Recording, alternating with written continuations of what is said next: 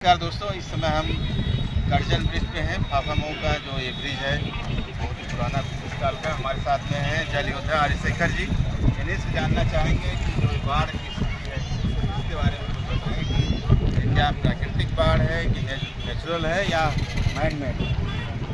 Doctor साहब, हम क्या बताएंगे, बता तो खुद माँ गंगा अपनी कहानी नहीं है। जो कुछ है, जो अनुभव करने वाले लोग हैं, जो बड़े बुजुर्ग हैं जिन्होंने गंगा माँ को बहुत सालों तक अध्ययन किया होगा, वो भी बातें बता लें।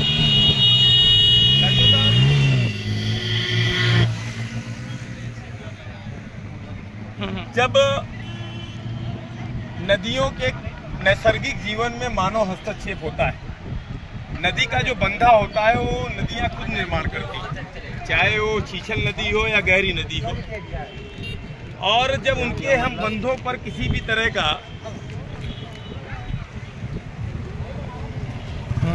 अवरोध उत्पन्न करते हैं या परिवर्तन लाते हैं, तो शहरों में इस तरह के बाढ़ जैसे हालात होते हैं।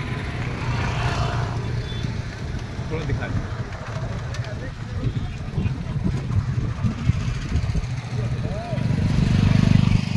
कुंभ के समय देखिए जो गंगा पथ बना था इधर फाफा मऊ साइड में, सब जलमग्न है। जिधर देखिए अथाह जल सागर। और ये भी ये कह सकता हूँ कि प्रकृति के द्वारा लाई गई बाढ़ नहीं है। ये तो बांधों से छोड़ा गया पानी है, जिसके कारण ये बाढ़ के हालात पूरे प्रयागराज में दिखाई दे रहे हैं। गंगा और यमुना दोनों ही नदियाँ एकदम उफान पर हैं। शहर के कई सारे इलाके डूब गए हैं। अभी बाढ़ के लिए मैं इतना ही कहूँगा कि बाढ़ मुख्यतः 3 तरह से आ रही है, जो मैं अपने अनुभव में कर रहा हूँ। एक तो इसके बड़े कारण बन रहे हैं नाले। ये जो नाले हैं, ये जब इन पर पानी ओवरफ्लो हो जाता है, ज़्यादा हो जाता है, तो ये नालों के रास्ते से ये मोहल्लों में प्रवेश करता है। तो बाढ़ आने का एक बड़ा कारण, सबसे पहला कारण तो बनता है नालों का रास्ता। दूसरा जो कारण बनता है वो बनता है बिना सोचा समझा किया गया विकास। जैसे माँ गंगा या देश की किसी भी नदी का जो नैसर्गिक स्वरूप है, जो उसके बंधे हैं, जो प्राचीन समय से रहे हैं, जब उनके साथ छेड़छाड़ होती है और वहाँ पर विकास की कोई रेखा खींची जाती है, तो कहीं न कहीं वहाँ पर कुछ नए परिवर्तन के साथ कुछ नए प्रलय भी आने शुरू होते हैं। और जो तीसरी बात मैं करना चाहूँगा वो मैं यही कहूँगा कि माँ गंगा अब अपने ब्लू जोन से ग्रीन जोन में आकर इस समय प्रवाहमान है। और ये जो ग्रीन जोन है अभी भी उसी में है। ऐसा कोई ना समझे कि वो ग्रीन जोन से बाहर है। अभी जो बाढ़ आपको दिख रही है वास्तविकता में बाढ़ नहीं है। ए माँ गंगा अपने प्रवाह, इसको लिए मैं एक बात कहूँगा कि माई के पेट भरा और लड़का परेशान है। सच्चाई तो यह है कि जो माँ सालों साल प्यासी रहती है, आज वो थोड़ा सा सदा नीला हरी भरी दिख रही है। और अगर आप देखें तो माँ गंगा के किनारे वही ढेर मिलेगा जो साल भर हम माँ गंगा को देते हैं। वही इस समय आपको सभी के दरवाजे दिख रहे होंगे। और जो पानी भी जा रहा है वो भी जाने का वही कारण मैंने बताया कि कहीं न कहीं नाले हैं और कहीं न कहीं विकास के कार्य हैं। और सबसे बड़ा जो कारण अब निकल के आ रहा है वो है अतिक्रमण।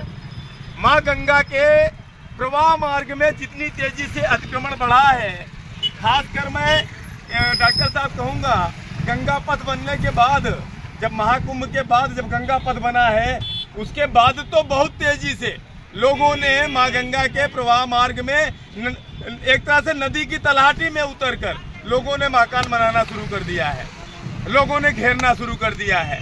तो कहीं न कहीं देखा जाए, अब वो 4 साल बाद कहेंगे हमारे यहाँ बाढ़ आ रही है, तो भैया एक महाधारा के लिए कितना जगह छोड़ना चाहोगे? क्या उसे नहर के रूप में तब्दील करना है? क्योंकि गंगा पथ तो मुझे लगता है कि इस साल इधर बना है, अगली साल उधर बन जाएगा, तो नहर का एक रूप बन जाएगा। तो ये 3 कारण जो मुझे समझ में आते हैं। एक नाले के जो रास्ते हैं पानी पहुंचाते हैं शहरों तक, और कोई गंगा माँ किसी के दरवाजे नहीं जा रही है। नाले ठहर जा रहे हैं। आप आपके ही मलमूत्र, आपके ही जूता चप्पल, आपके शराब की बोतल, आपके बाबू की दवाई, आपके ही अपनी चीजें जो आप गंगा में डालते हैं वही हमारे दरवाजे जा रही है। और जब गंगा जी उतरती हैं डॉक्टर साहब तो कुछ लेके भी नहीं जाती, वो वही की वही छोड़ के जाती हैं। कभी आप अनुभव करिएगा, जब ये पानी उतरेगा भी तो जितना भी चीजें आपको खरपतवार आएंगे सब आपको एक किनारे मिलेंगे। तो एक तरह से वो अपने आप को साफ करना, आविरण निर्मल, इसका सबसे बड़ा प्रमाण आप अभी देख लीजिए। अभी आपको गंगा जी में कहीं कुछ दिख रहा है क्या? अगर दिख रहा होगा तो किनारों पे दिखेगा, लेकिन गंगा जी के बीच में नहीं। तो ये हमारी नदियों का चरित्र है कि अगर उनमें अविरलता है तो निर्मलता करना जानती है, वो बाखूबी है। बाकी अभी बाढ़ नहीं आया है।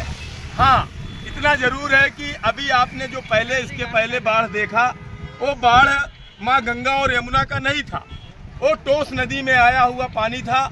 एक तरह से उस नदी का वेग इतना ज्यादा था कि उस नदी के कारण माँ गंगा और यमुना को संगम में ठहरना पड़ा और उनके पीछे का पानी ठहरते हुए एक बाढ़ का स्वरूप बना दिया था। लेकिन अभी जो पानी आ रहा है वो माँ गंगा और यमुना और उनकी सहायक नदियों से आ रहा है और लगभग आप ये मान चलिए कि 2 लाख क्यूसेक से ज्यादा पानी केवल भागीरथी और अलकनंदा से आ रहा है। नारोरा बैराज से लगभग 1.25 लाख क्यूसेक पानी छोड़ा गया है। कानपुर बैराज, नारोरा बैराज और कानपुर बैराज से 2 लाख क्यूसेक पानी छोड़ा गया है। भीमगौड़ा बैराज से लगभग 1.25 लाख क्यूसेक पानी छोड़ा गया है।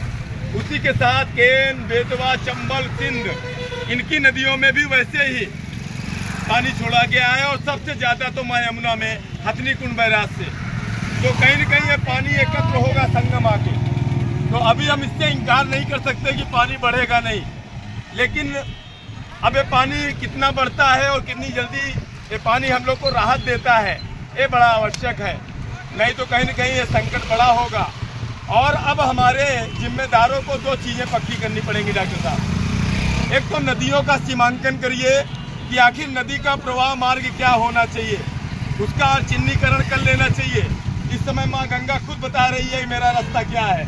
अब अगर इसके बाद भी आपको बुद्धि नहीं आ रही है तो फिर आप खुद विनाश की लीला की लिखावट लिख रहे हैं। सही सर। और सच्चाई यही है, इस समय एक पक्का कर लेना चाहिए कि नदियों का सीमा रेखा क्या है, साफ साफ दिखाई दे रहा है। दूसरा चीज मैं आपसे एक चीज और कहूंगा कि ये जो नाले हैं इनका विकल्प ढूंढिए।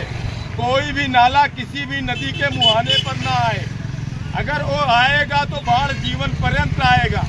इसलिए नालों का विकल्प तलाशिए, उनके पानी को डाइवर्ट करिए, खेती में उपयोग कराइए, उनकी मिट्टी को खाद बनाइए और सही उपयोग करिए, ना कि उनको नदियों तक लाइए और फिर वो बाढ़ का कारण बने।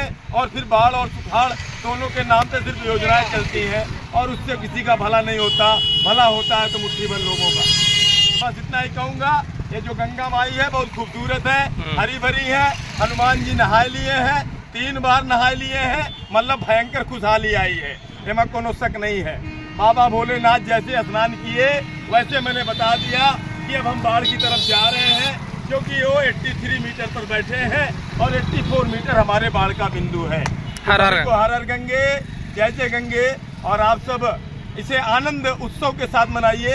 ये आनंद का पल है, इसमें डरने घबराने की बात नहीं है। अगर हमने गलतियां किया है तो माँ गंगा को दीप जलाइए, क्षमा मांगिए और कहीं न कहीं सब लोग मिलकर एक साथ माँ गंगा से कामना करिए कि माई हम आपके